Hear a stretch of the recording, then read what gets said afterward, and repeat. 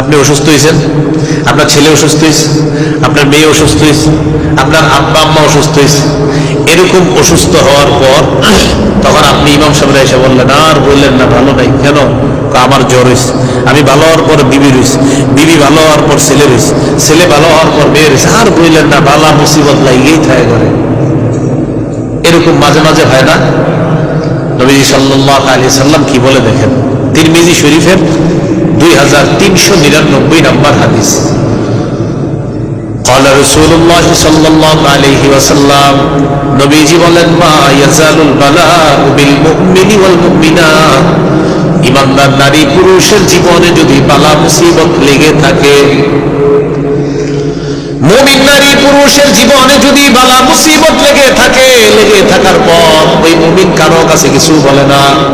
ফি নাফসিহি, এক নাম্বার হতে পারে বিপদটা আপনার নিজের, দুই নাম্বার ওয়ালাদিহি হতে পারে আপনার সন্তানের কোনো বিপদ, ওয়ামালিহি হতে পারে আপনার সম্পদের কোনো বিপদ। আল্লাহ নবী বলেন, হাত্তা ইয়ালকাল্লাহ ওয়া মা আলাইহি খাতিআ, একের পর এক বিপদ মুমিনের জীবনে লেগে আছে, মুমিন কাউকে বলে না। আল্লাহ নবী বলেন, এই মুমিন যখন আল্লাহর সাথে সাক্ষাৎ করবে, এমন অবস্থায় সাক্ষাৎ করবে তার জীবনে কোনো গুনাহ থাকবে না।